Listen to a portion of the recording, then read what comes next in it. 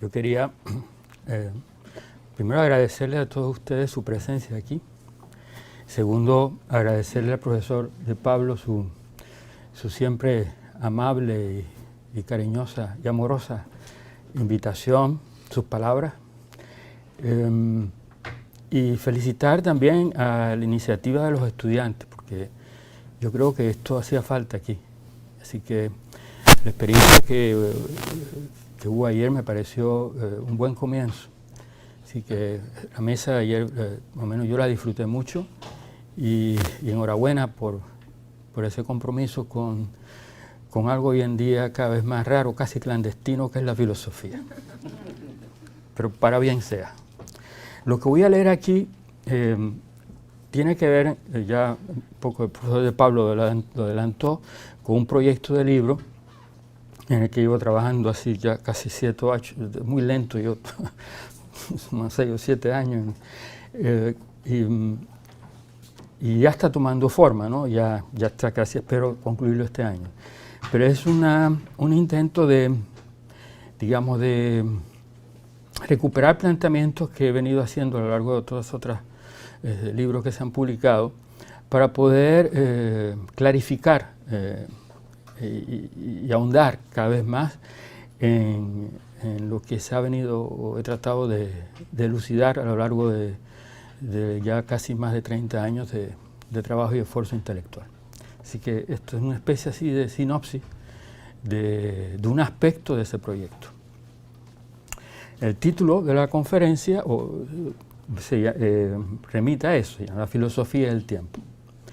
Y comienzo con una cita de la metafísica de Aristóteles, que me parece más que citada, más que interpretada, más que traducida, pero pasa algo con el pensamiento filosófico en general, pero sobre todo con el pensamiento antiguo. Y es que uno realmente descubre, yo no sé cuántas veces he leído yo la metafísica de Aristóteles, descubre siempre esa juventud, esa jovialidad en el pensamiento antiguo que está, a mi modo de ver, impregnada en las lenguas antiguas, las lenguas clásicas, el griego, el latín, ¿no? Y, por supuesto, luego las lenguas asiáticas, sánscrito, el pali, y más recientemente, por lo menos para mi interés, el chino. Esta cita dice así: esta es una traducción que yo propongo. Hay una ciencia que contempla lo que es en cuanto es y está siendo en virtud de sí misma. Pero lo que es se dice en múltiples sentidos, aunque en virtud de un solo asunto y de una única y de una única naturaleza y no de manera equívoca. Ahí será la cita. El ser, lo que es, lo que está siendo en sí y por sí mismo, he ahí lo real. Ontos, lo que está siendo, es el participio o gerundio, según se vea, del verbo ser. Algunos traducen por ente, pero puede traducir por siendo. Pero yo he decidido aprovechar el legado de la lengua nuestra castellana y añadir el está siendo, porque de esa manera, como veremos, se pone en perspectiva que este siendo, ese está siendo, implica un determinado compromiso con la temporalidad. Y por ahí esa es la estrategia de la traducción. Ninguna traducción es inocente. Hay siempre una intención. También aquí quería enfatizar que el problema lingüístico del infinitivo o del participio será decisivo para la diferencia ontológica en Heidegger entre ser y ente. Y un poco retomo aquí lo que se planteó en la conferencia del profesor Carlos Rojas. Es decir, esta dimensión lingüística del pensamiento, que es lo que va a hacer posible el despliegue conceptual, no se puede perder nunca de vista. No entro aquí yo a debatir si los griegos hubiesen podido hacer filosofía si no fuesen griegos, ¿no? O si la filosofía es una experiencia metalingüística. Todo eso se ha debatido mucho, pero ese no es el asunto. El asunto de entender es que hubo la lengua griega y los griegos hicieron algo maravilloso con eso, y que llegó hasta nosotros y que no lo podemos perder de vista. Por lo tanto, los cursos de griego en nuestra universidad deberían multiplicarse, cosa que por supuesto es un wishful thinking, dadas las condiciones precarias, no solamente económicas, sino, no entro en detalle, ¿verdad?, de otros aspectos de nuestra institucionalidad. Pero en fin, así debería ser. Y es una apuesta para que así sea. Y no solamente el griego, ¿no? Bueno, sigo, porque si no, esto no acaba. No me voy a hacer más ninguna, me ha dicho, no haga digresiones. En fin, me dice el daimon interior. Si voy a tratar de no hacer más ninguna, porque no termino de leer nunca. Bueno, y me interesa compartir esto con ustedes. La ciencia que estudia lo que está haciendo, es la filosofía primera, protofilosofía. Y su actividad estriba en la teoría, o contemplatio, es la traducción latina, contemplación en español. Lo peculiar y paradójico de esta ciencia es que ella es precisamente la que se busca, no la que se ha encontrado, sino la que se busca. Y que está siempre por constituirse, para dar cuenta de lo que realmente hay. Se trata entonces de un entendimiento de la ciencia, episteme, en tanto que proyecto experimental con la verdad, y no como algo ya definitivo y cerrado. La ciencia que estamos buscando, dice una y otra vez Aristóteles. En este sentido, contemplar significa estudiar e investigar minuciosamente aquello que permanece siendo idéntico a sí, aún en medio de la polivalencia de los significados o la variación en los usos del lenguaje. Se descubre que en la medida en que algo llega a ser y permanece en cuanto siendo en sí y por sí, en esa misma medida aflora su verdad. Pues, dice Aristóteles, cuanto cada cosa tiene de ser, tanto tiene de verdad. Podríamos decir que la verdad de una cosa es el ser o esencia, la entidad o sustancia y la determinación subyacente que le da forma a su presencia. Praesencia, la palabra latina praesencia incluye la noción de presente y esencia. Lo que se hace presente es una esencia. Todo el proyecto de deconstrucción de Derrida está ceñido a esa palabrita. Todos los libros de Derrida podrían resumirse en una reflexión en torno a ese concepto de presencia, y no exagero, ¿eh? Bueno, lo correcto, sigue diciendo Aristóteles, es que la filosofía sea llamada ciencia de la verdad, episteme tes aletheias, pues el fin, telos, de la ciencia teórica es la verdad, y el de la ciencia práctica, la obra, ergon. La filosofía primera, en vez de suponer una concepción trascendente y metaempírica de la verdad, como lo es para Platón, se afirma ahora como una investigación teórica, empirista e inmanente del fundamento último del devenir. Cito a Aristóteles de nuevo. Esta eterna pregunta, este eterno problema, ¿qué es lo que es? Lo que hay, lo que está siendo ti, to, on, retorna aquí, de otra manera. ¿Qué es la usía? ¿Cómo traducir usía? Esencia, sustancia, entidad. La filosofía primero, lejos de concebirse como una doctrina ya hecha, es una auténtica propuesta para lidiar con los avatares del devenir. Y la pregunta por la usía, entidad, sustancia o esencia, es la guía para orientarnos en medio de la volátil experiencia de la temporalidad. Ese es el ensayo de la filosofía clásica. Lo anterior expresa de manera sucinta la matriz conceptual y el designio del pensamiento de Occidente hasta el día de hoy, incluyendo la ciencia y sobre todo la ciencia física. Y voy a dar un ejemplo preciso de esto que acabo de decir. Luego, la banalidad a la que han sido sometidos los conceptos de sustancia, esencia y sujeto. Todo el mundo habla de, hay que ir a lo sustancial, esto es la esencia, no saben lo que están diciendo. Así como la propia palabra filosofía no es un asunto a tratar aquí. Por el contrario, lo que nos interesa es recuperar la fuerza o vector, la línea de pensamiento de dicha matriz, para destacar su carácter determinante y la necesidad, una vez más, de su cuestionamiento. Un cuestionamiento que ha de responder al esfuerzo por actualizar la experiencia filosófica y la práctica de la sabiduría, y no solamente su elocuencia y astucia discursiva. El rechazo del concepto de metafísica, pero no de la ontología necesariamente, como lo hacen importantes corrientes de la filosofía contemporánea, desde posiciones tan disímiles como las de Rudolf Carnap, Ludwig Wittgenstein, vaya el lapsus, Martin Heidegger, José Ortega y Gasset, William Quine, Mario Bunge, etc.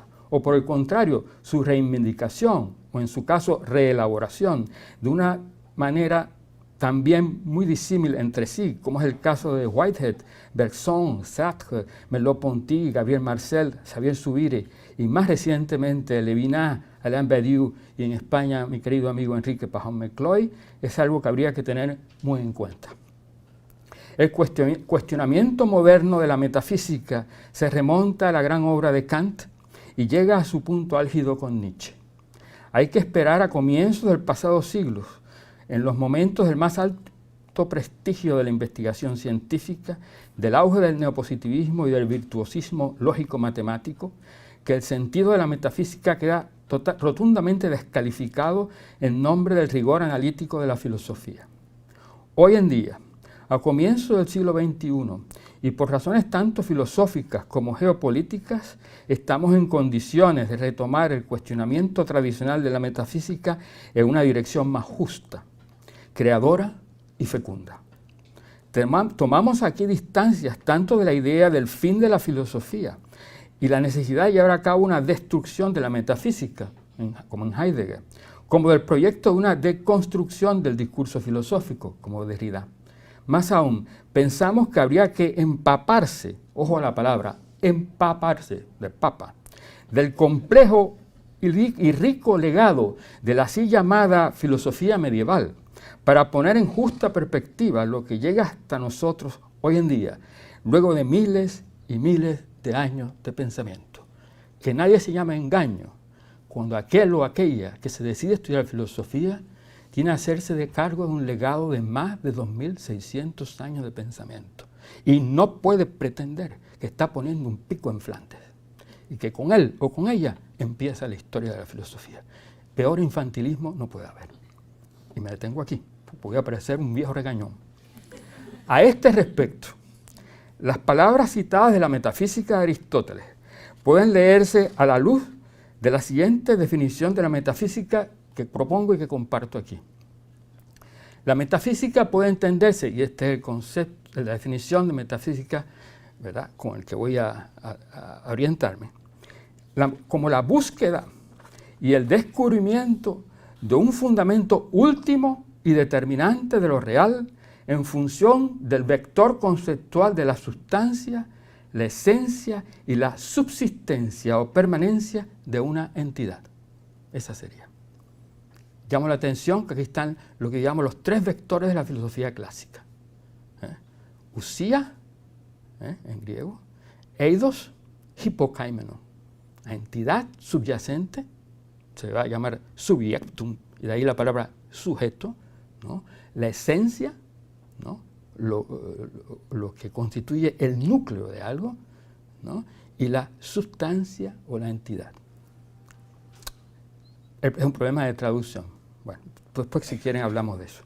El asunto, si hay una ciencia que contempla lo que es en cuanto es y está siendo en virtud de sí mismo, entonces el asunto a discutir no es si hay o no un fundamento último de lo real, ni la necesidad de una ciencia consagrada al estudio riguroso de su naturaleza. Para Platón y Aristóteles eso está dado. Lo que se da por válido es justamente que hay tal necesidad de tal ciencia y que hay tal cosa como un fundamento último de la realidad. Este es el asunto Esta es la perspectiva de lo que podríamos llamar el realismo clásico. Siempre hay algo ahí ya. El asunto estriba en elucidar entonces el alcance de dicho estudio y los recursos de la inteligencia humana, es decir, del acto vigoroso del pensar para abordarlo. No otra es la escenografía del pensamiento moderno de Descartes a Kant y de Hegel a Nietzsche, los bordes de una escritura filosófica que se irá cada vez más asomando a los linderos del desbordamiento. Es ahí donde se inscribe la filosofía del pasado siglo XX y todavía la nuestra. Desde esta perspectiva, el devenir puede entenderse como el pliegue, despliegue y repliegue de la temporalidad, de lo que significa ser tiempo. Dado que la temporalidad es aquello que nos constituye, el devenir puede también entenderse como aquello que nos sobrecoge. Überfluss, diría Nietzsche. Esto no es tanto un asunto de inefabilidad como de reconocer los límites del pensamiento. El límite no es una limitación.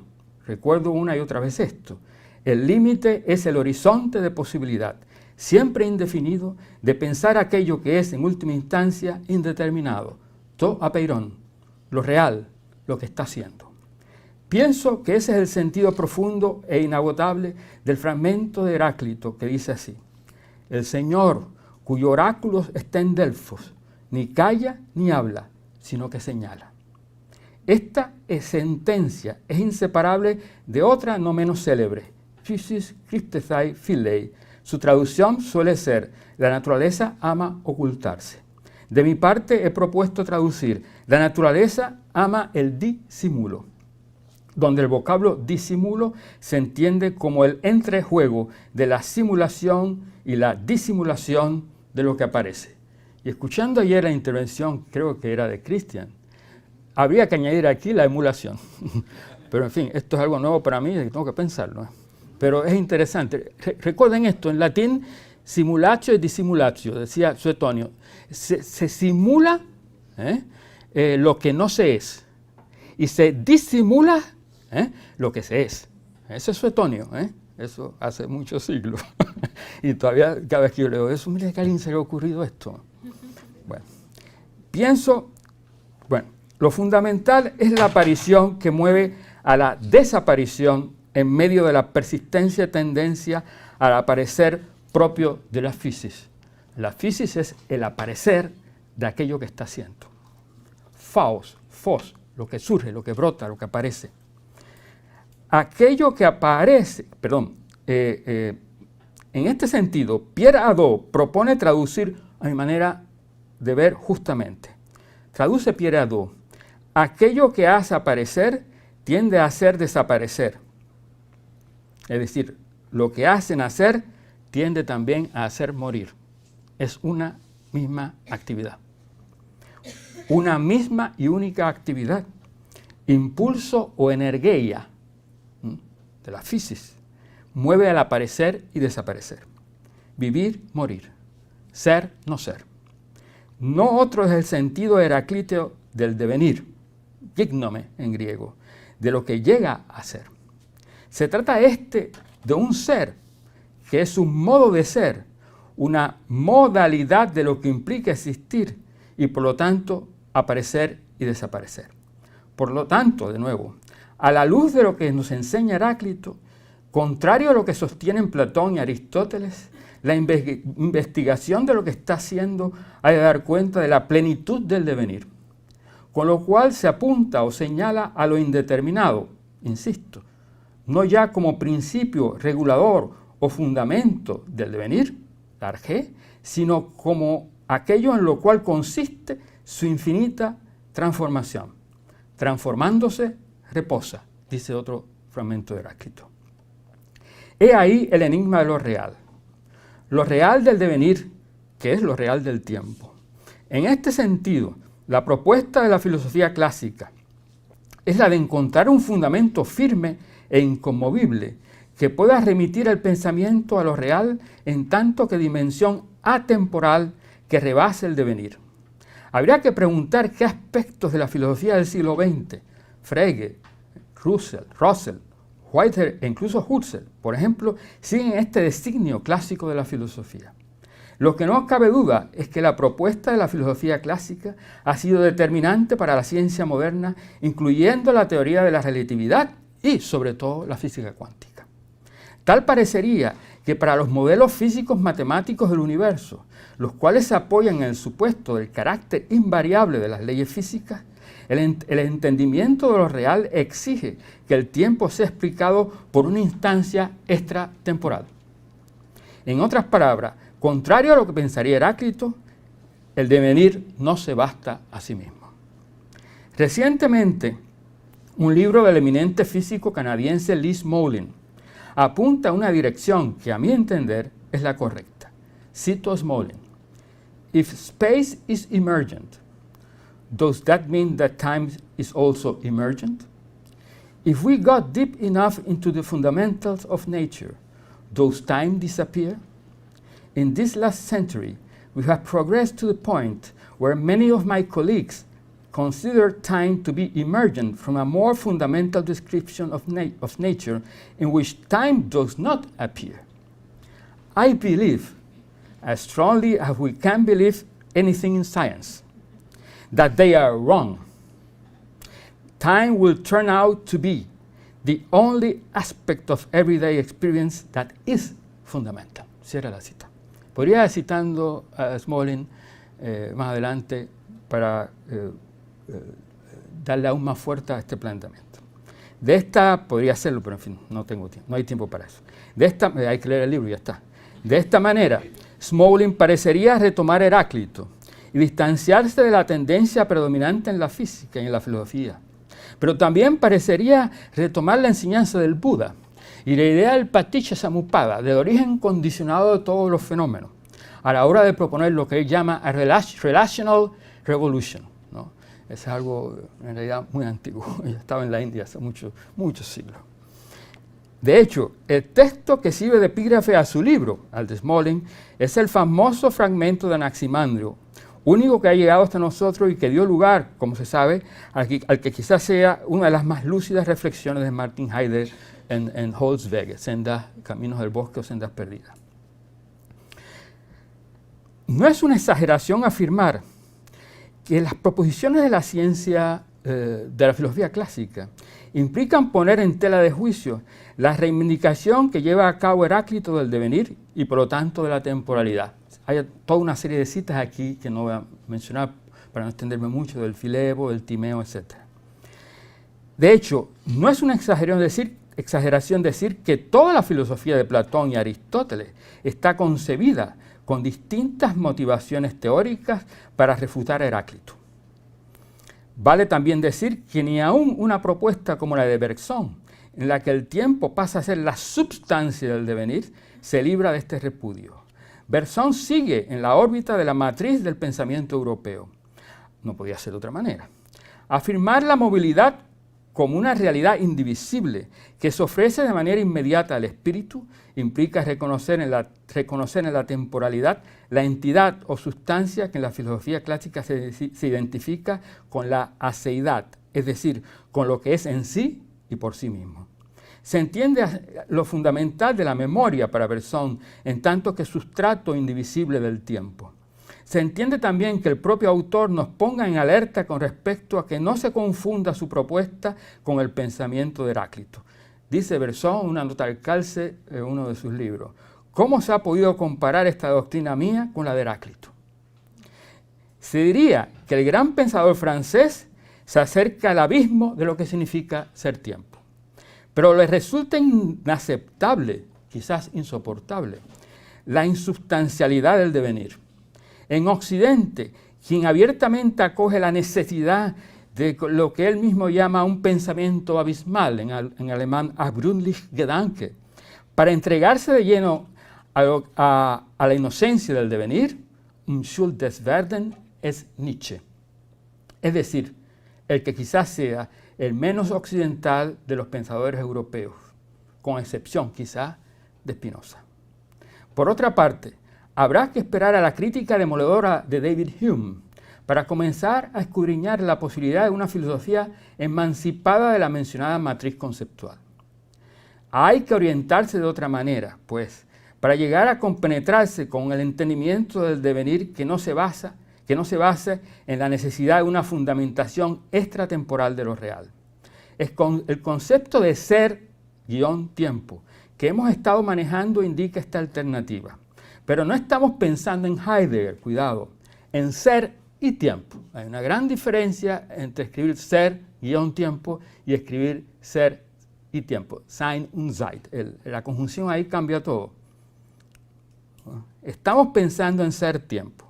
Expresión que podría ser la traducción del japonés uji, término que sirve de título a uno de los fascículos de la obra del pensador, poeta y gran maestro zen japonés Heihei Dogen, 1200-1250, titulada Shobogenso, el tesoro del verdadero ojo del Dharma. Pero quien habla del zen, habla de la enseñanza del Buda.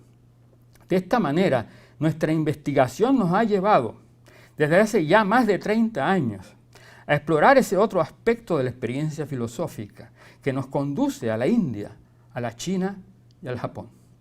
Es un viaje fascinante y no exento de peligros, de graves peligros, diría yo, que he decidido asumir, pero siempre desde las exigencias de la experiencia filosófica, al margen, por supuesto, de toda devoción religiosa. Por eso me resisto al epíteto y la identificación y la etiqueta de budista. Antes me resistía a la cuestión marxista y ahora budista. ¿Por qué siempre hay que identificarse con un ista o con un ismo, ¿no? La filosofía es un ejercicio libre de pensamiento y el hecho que uno incorpore a Buda o a cualquier otro se hace desde la filosofía. En otras palabras, primero Sofía y después Buda. Debo destacar que las enseñanzas del Buda están basadas más en una constatación de las condiciones reales de la existencia que un descubrimiento o un desvelamiento en el sentido de la aletheia de los griegos. Esto implica reconocer que es en el propio devenir donde se encuentra la oportunidad, el kairos, la ocasio, y no ya la posibilidad de un cabal entendimiento que por ahora podría resumirse así. La cárcel de la mente no es el cuerpo, sino la propia mente. Y los pensamientos son nuestros carceleros. El cuerpo, lejos de ser un estorbo, es nuestro más íntimo aliado. Por fin, poner fin al sufrimiento, dukkha, entendido como las 1001 formas de insatisfacción y de servidumbre, que brotan de nuestra ignorancia de las condiciones reales de la existencia. Eso es lo que propone Buda. Ello supone, sin embargo, constatar por sí mismo de qué se trata esto, de que hay una mente y de que hay un cuerpo. Cito aquí unas palabras de Buda, que siempre me han parecido enigmáticas y que todavía no he logrado esclarecer del todo. Así que los animo a que me ayuden. Dice el Buda así: pero no digo que se pueda poner fin al sufrimiento sin haber llegado a los confines del mundo. Y más aún, proclamo que en este cuerpo de una brasa de largo, con sus percepciones y pensamientos, se halla el mundo, el origen del mundo, el final del mundo y el sendero que conduce al final del mundo. Cierra la cita.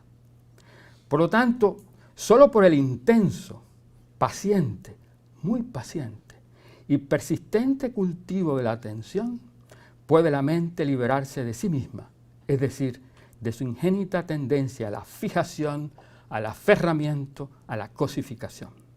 Se entiende que puesto que no hay nada que exista en sí ni por sí mismo, todos los fenómenos se condicionan mutuamente. Y es precisamente en medio de este entramado infinito que en la tradición del pensamiento de la India se le llamará samsara, que hermosa palabra que significa la eterna peregrinación del deseo. Samsara. Y es precisamente en medio de este entramado infinito, que no tiene origen ni fin, que el pensamiento ha de vaciarse de sí y despertar a lo incondicionado. Mientras que con Platón se consolida la aceidad o el ser absoluto de lo que es en sí y por sí mismo, con el Buda se realiza o lleva a cabo la absolución de toda entidad. El nirvana. Hay que enfatizar aquí que nirvana o lo incondicionado no es el fundamento del devenir o de lo condicionado. El devenir no tiene otro fundamento que su propia actividad. Y esto es algo que es un error. Tengo que hacer una digresión aquí. Los grandes indólogos incluso caen en este error. O sea, desde la perspectiva occidental y la influencia de Aristóteles, es imposible que algo no tenga un arjé, o sea, un principio regulador. No es concebible eso. Pero aquí nos encontramos que en la India no es así. En la India no es así. Por lo tanto, el devenir, samsara, no tiene otro principio regulador que su propia actividad. Por lo tanto, no hay que permitir a nada extra para poder sustentarlo. El devenir es la locura del deseo. El loco devenir, decía Platón, ¿no? Eso es el devenir, ese es el samsara, quiero decir. Bueno. Por lo tanto, mientras que con Platón, bueno, ya lo dije, el nirvana es el traspaso del devenir en virtud del cese del ansia de existir. Nirodha, se dice en Pali. Y la íntima compenetración con el vacío del mundo. Loka suñata, se dice en Pali. Es decir, con el hecho de que nada es ni existe en sí ni por sí mismo. El vacío aquí, por lo tanto, no es falta, no es carencia. Es la plenitud de todo lo que hay en función de su interrelación. Para poner un planteamiento como el anterior en su justa perspectiva, es indispensable tener en cuenta otros tres vectores del pensamiento, pero tomados esta vez de la milenaria tradición del pensamiento budista, que sirve de contrapunto a los conceptos matrices de Occidente, es decir, usía, eidos, hipokaimenon. Estos son, en lengua pali, sánscrito y japonés, respectivamente, anicca, anijja, muyo, suñata, shunyata, ku, y anatta, anatman, muga. Se podrían traducir por impermanencia, vaceidad e insubstancialidad. Otros dicen vacuidad, respectivamente. Pero es necesario matizar estos términos en nuestra lengua para tratar de compenetrarse con su significación, que es extremadamente compleja. La impermanencia nos refiere al carácter volátil, inestable, efímero e incierto de todos los fenómenos. Dhamma, dharma, ho en japonés, sean estos físicos, biológicos o psíquicos. La vaciedad es la marca o el índice de todo aquello que se conforma a las percepciones en virtud de su aparecer, desaparecer. Así, por más que se insista y se persista en un determinado o singular modo de ser, el conatus de Spinoza, es decir, en la existencia, todo lo que surge cesa, para resarcirse de nuevo en una constante e impersonal actividad que se abre a la fugaz multiplicidad de lo infinito. Por lo tanto, nada llega a ser ni deja de ser en sí ni por sí mismo, porque no hay una entidad subyacente ni subsistente a lo que se muestra como realidad.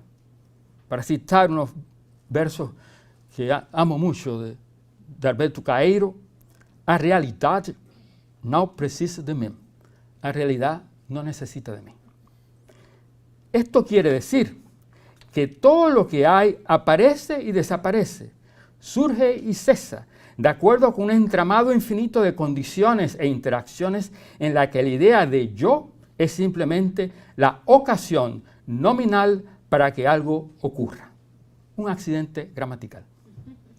Por lo tanto, la insubstancialidad implica que no hay un ser, un alma, un ego, un yo que permanece idéntico así. Ahí Hume y el Buda se dan un fuerte abrazo. A lo largo del proceso del devenir, lo que persiste es la actividad o energía de lo que significa ser tiempo y de la que nada, absolutamente nada, está excluido. El devenir es, pues, aquello que todo lo abarca sin llegar a ser nada en sí mismo. Persistir no es entonces permanecer.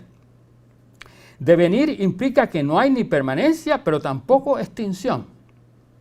Devenir significa transformación, mutación, metamorfosis de lo que es a la vez una única y múltiple actividad, transformándose reposa.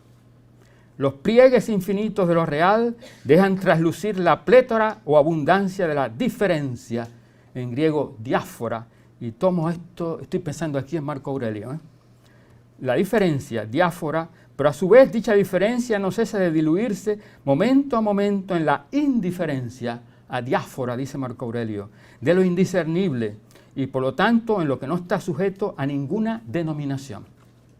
Esto significa, entre otras cosas, que vivir y morir son inseparables y que el esfuerzo consiste en constatar de nuevo el vacío del mundo e ir más allá de la vida y de la muerte. En última instancia, la muerte no es más que una idea. La muerte no es lo mismo que morir. Se muere de verdad. El momento de morir, no cabe duda, está ahí. Pero la muerte es la idea que nos hacemos de eso que significa morir. Por lo tanto, hay que hacer una distinción ahí. Eso ya está en Epicuro, no estoy diciendo nada nuevo. En última instancia, la muerte no es nada más que una idea y la vida una inmensidad sin nombre. Podría decirse así. Porque ¿qué sabemos de la vida si estamos vivos? El pensamiento es simplemente un gesto para tratar de dar con algo que es totalmente inaprensible. Eso que llamamos vida. Se trata también de algo, esto es importante, que hay que poner a prueba, que hay que constatar, experimentar por sí mismo. Porque en última instancia, ¿quién realmente nace y quién realmente muere? Realmente, subrayo el adverbio. No llegamos así a ninguna cláusula, a ninguna conclusión. Por el contrario, puesto que el devenir y por lo tanto la temporalidad no tiene comienzo ni fin, el universo, dice Smolin, solo ocurre una vez. Con lo cual todo siempre está ahí y todo siempre está abierto a lo sorprendente de lo que puede suceder. Lo maravilloso de esta reivindicación de la temporalidad no es que ya nada está escrito, es que no hay manera de pensar el porvenir, porque el porvenir es siempre aquello que está sucediendo y desborda todas nuestras expectativas. Por lo tanto, una de las ventajas de esta concepción de la temporalidad, incluso desde la perspectiva de la ciencia física, como dice Smolin, es la apertura a lo ilimitado. Es decir, a lo que decía Caeiro de nuevo, a eternas novedades del mundo, a la eterna novedad del mundo. No llegamos así, perdón, ya se lo dije. Por el contrario, puesto que el devenir y por lo tanto la temporalidad no tienen comienzo ni fin, el universo solo ocurre una vez. Con lo cual todo siempre está ahí, sin cesar empezando, como el mar. Cito aquí unos versos que siempre han permanecido hermosos de Valéry, del Cementerio Marino. La mer, toujours commencé. Jorge Guillén traduce bellamente, el mar, sin cesar empezando. El Buda sonríe, Heráclito se conmueve y Platón no deja de asombrarse. Hay ahí un nuevo enclave para la filosofía,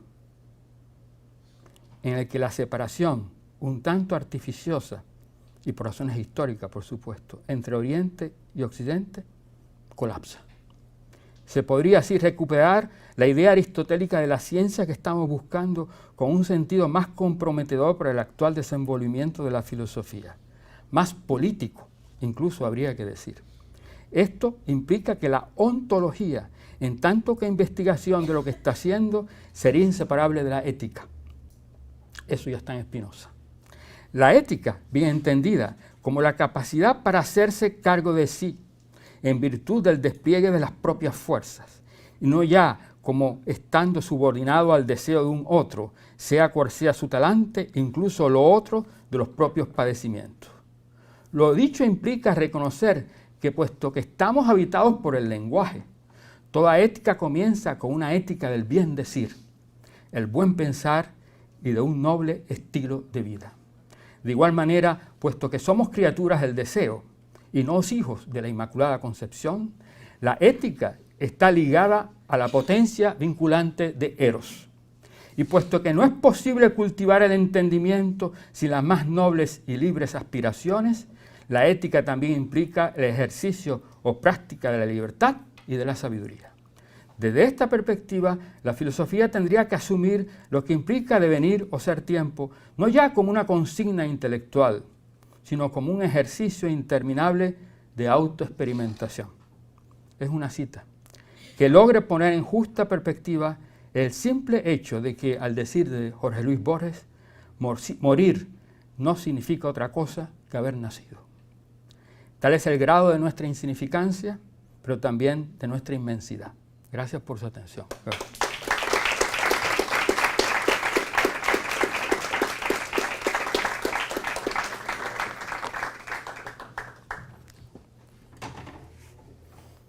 Muchísimas gracias, profesor. Abrimos un espacio para diálogos, preguntas, una conferencia muy cercana a la conferencia que vamos a hacer.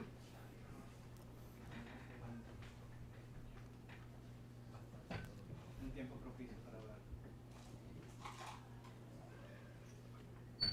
Para romper el silencio, y también aprovechando que el profesor Carlos Rojas Osorio está aquí, es curioso porque ambos incidieron en la figura de Hume. Sí. Y bueno, me gustaría escucharles al respecto un poco más para abrir entonces. Bueno, simplemente siempre me ha parecido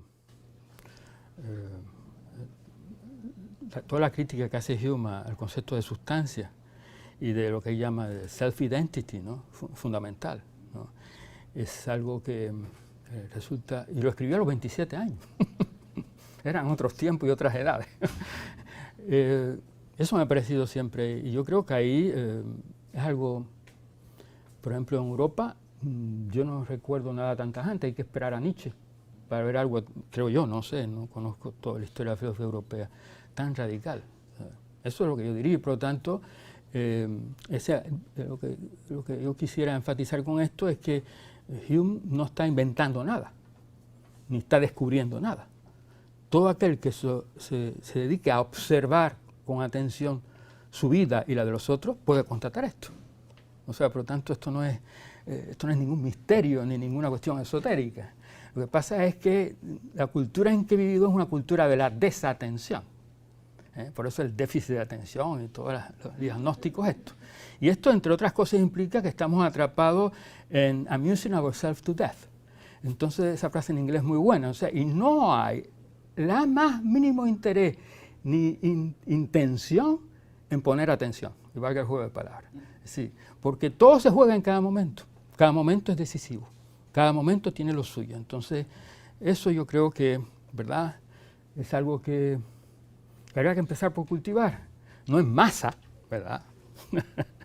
Y en los parques para hacer ejercicio, como los predicadores estos evangélicos, para hacer ejercicio, aunque hay algunos llamados budistas que están haciendo eso, ¿no? Grandes audiencias en esta sociedad gregaria, ¿verdad?, del hombre unidimensional que decía Marcuse. Pero es algo singular y que depende del tiempo propio de cada cual. Eso, nadie nos puede quitar eso. En alemán se dice Eigenzeit, ¿no?, el tiempo propio. Nadie nos puede quitar eso. Esos son los límites del capital. Y ahí hay un planteamiento político, me parece importante. No sé. Tengo una pregunta en cuanto a tratar de estos temas de querer acercar Oriente y Occidente, pues tenemos que tener en cuenta traducir. Y el peligro inmenso que es traducir pues una tradición a otra, específicamente cuando yo pienso que los chinos dicen cielo, pero el momento que tú me escribes cielo en español o cualquier, yo pienso ya por tradición papito Dios, ¿no? Tengo que tener en cuenta todos los ángeles y demás. Sí, pues entonces surge lo que yo digo, la occidentalización entonces de esa tradición. ¿Y qué creencia? Pues digo, después lo aplicas a ti y pierdes toda la perspectiva. Y entonces luego surge el miedo en sí. Recuerdo una vez aburrido de camino a Perú, de Lima a Cusco, tuve que coger las 1000 magazines que habían allí para entretenerme, y entre una interesante habían entrevistado al mayor traductor de la obra de Gabriel a inglés, y él decía, la traducción es un mito, tú no puedes nunca meterte en los zapatos de tu idioma, tú lo intentas y le haces creer a las otras personas que lo están haciendo. Y me parece curioso porque, por citar un ejemplo, los chinos llaman, el término que usan los chinos para lo que nosotros llamamos escolasticismo, es Futsal Geoshui. Geoshui es filosofía. Esa es una manera de traducir filosofía en chino. Y ya es un problema. Ya es un problema, sí, exacto. Sí. Porque los caracteres que componen Geoshui, que es filosofía, sería sabio y estudio. Sería el sabio estudio, el estudio lo sabio. Y aún así estamos traduciendo de todas formas, ¿no? Pero me parece interesante porque lo que hace la parte escolástica de eso, que es el futsal, se traduce como hablar de cosas triviales en detalle. Eso es muy chino. Así que para que tengan una idea, ¿no? de las lógicas innatas en las distintas lenguas. Yo quisiera que... Sí, no, estoy totalmente de acuerdo, ¿no? Pero por eso, que, ¿verdad? Yo no dejo de soltar, ¿verdad? Los que han tenido estudiantes míos lo saben. En el caso de la filosofía, ¿verdad? Europea, occidental, que es la que nos toca directamente, hay que estudiar esas lenguas, latín y griego. Además, eso te da un recurso, una potencia intelectual extraordinaria. Eso no es meramente para leer texto, es una manera de estructurar el pensamiento. Y desarrollan en uno una capacidad analítica. O sea, las escuelas de élite en Nueva York, las más caras, el latín y el griego es obligatorio. Lo digo porque hay estudiantes míos allá en Nueva York que se ganan la vida siendo tutores de estudiantes de griego y latín de estas escuelas carísimas en Nueva York. Pero son la élite, ¿verdad? Y eso no debería ser así. El latín y griego debería volver a ser, no digamos, la palabra obligatoria es muy fea, ¿verdad? Pero vamos a decir, no, tampoco disponible, debería ser un emplazamiento lúdico. Un emplazamiento lúdico para los niños, igual que el ajedrez. No, tienes que aprender griego. No, por favor, no, simplemente mira acá, mira cómo, ven cómo ves. Los niños tienen una enorme capacidad, sabemos esta cuestión, la neuroplasticidad del cerebro, a cierta edad sobre todo, después se dañan, pero hay ciertos pasajes ahí que es fundamental donde son como esponjitas, ¿no? Así que estoy de acuerdo. Pasa que con el chino y con el japonés también, que es todavía más complicado, mucho más complicado que el chino, por lo menos para mí, es que está la cuestión del ideograma. O sea, el chino y el japonés también hasta cierto punto, el pensamiento es visual. Es decir, los conceptos primero se ven y luego entonces se escriben. Se transcriben a cualquier versión fonética, ¿no? Pero entonces eso implica que la labor de traducción es dificilísimo, si no puedo decir imposible, ¿no? Pero hay esfuerzos enormes. Y, en Occidente, yo estoy pensando aquí en Ezra Pound, y estoy pensando en su gran amigo Ernest Fenollosa. Ahí tenemos dos norteamericanos que han hecho una labor extraordinaria de incorporación de la lengua china a la vida poética de Occidente, ¿no? Estoy mencionando ese ejemplo, ¿no? Por lo tanto, habría que ser muy selectivo y orientarse bien con respecto a qué traducción y qué traductores seguir, ¿no? Pero estoy totalmente de acuerdo con lo que usted acaba de decir. O sea, lo que pasa es que, y esto es Octavio Paz quien lo enfatiza mucho, una auténtica traducción es siempre una recreación. Y no hay nada peor que una traducción literal. Realmente, por eso, los grandes traductores son los poetas. Eso estoy convencido yo. Son los grandes creadores del lenguaje, los poetas.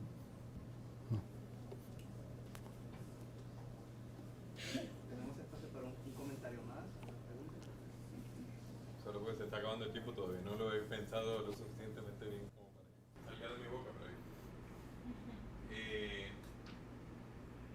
estoy volviendo a la cita de Smalling, que él está en desacuerdo con sus colegas sobre el tiempo como característica emergente. Y como característica, digamos, que no es fundamental. Que por otro lado se puede ver como una aventura de pensamiento también, pensar qué sería aquello de algo sin tiempo. Pero... Bueno, eso son los matemáticos los que tienen ahí.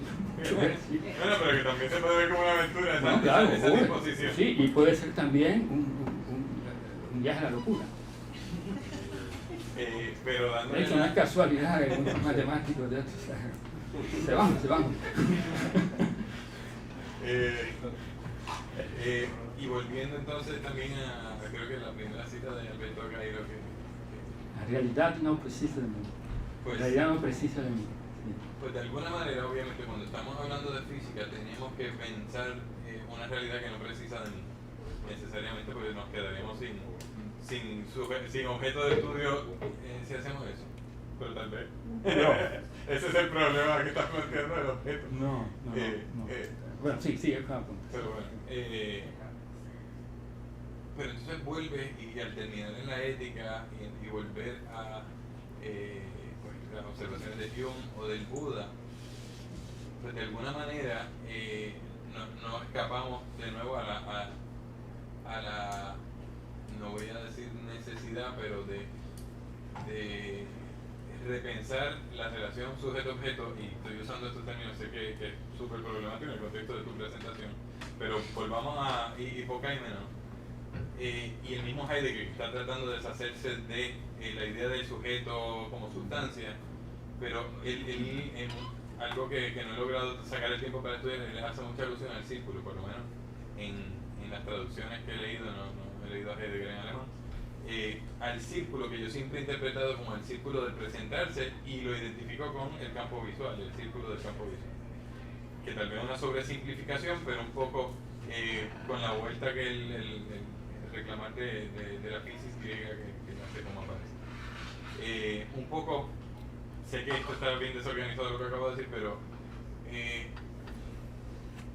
los esfuerzos, por lo menos en mi investigación y reflexión, por deshacernos de un sujeto para pensar el acaecer, el ser tiempo, etc. Siempre, incluso en autores que no quieren, que están buscando deshacerse del sujeto, de alguna manera regresamos. En tu caso lo veo en ese regreso al final con la ética, a un posicionarse, a un siempre una parte de... Sí, pero eso no implica el sujeto en el sentido moderno de la palabra, que los conceptos de sujeto y objeto, subjetividad, son conceptos modernos. No existen en la época antigua, no existen en China, ni en Japón.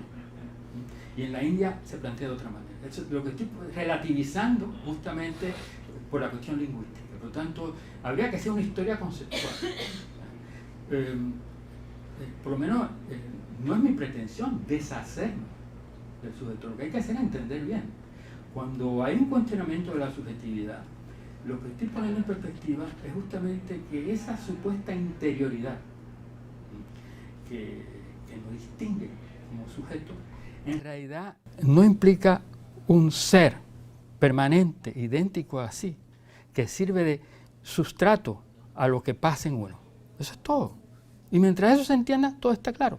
La palabra sujeto, en última instancia, y el francés es muy elocuente en esto, por ejemplo, cuando Foucault habla de la subjetividad, el sujetismo, porque sujeto viene de sujeción.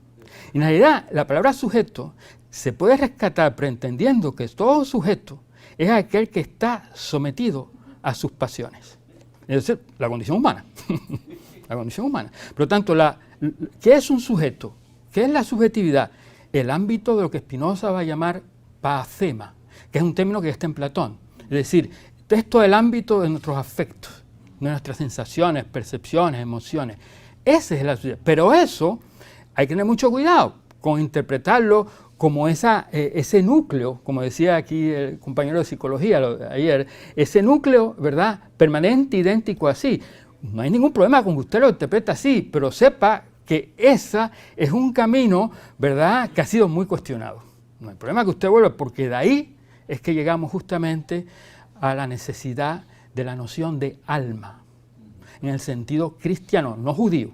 El judaísmo va por otro lado, ni musulmán, cristiano. La noción de alma, o sea, Agustín, ¿no? El alma, ahí habita Dios. Entonces, ese compromiso es muy grande, ¿no? O sea, ya ahí... El hombre es el alma, dice. Eso es. Entonces, eso ya es, ¿verdad? Yo no estoy criticando al gran Agustín, Dios me libre, ¿no? Porque lo respeto mucho y lo admiro muchísimo. Pero tiene uno saber a qué se... Es decir, las palabras y los conceptos no son inofensivos. Si uno dice esto, Uno está comprometido con lo que dice. Ay, eso no fue lo que yo quise decir. Me dicen los pero señor, pues entonces no diga nada. Porque entonces ahora todo el mundo dice, y después eso no fue lo que quise decir, pues entonces cállese la boca, ¿no?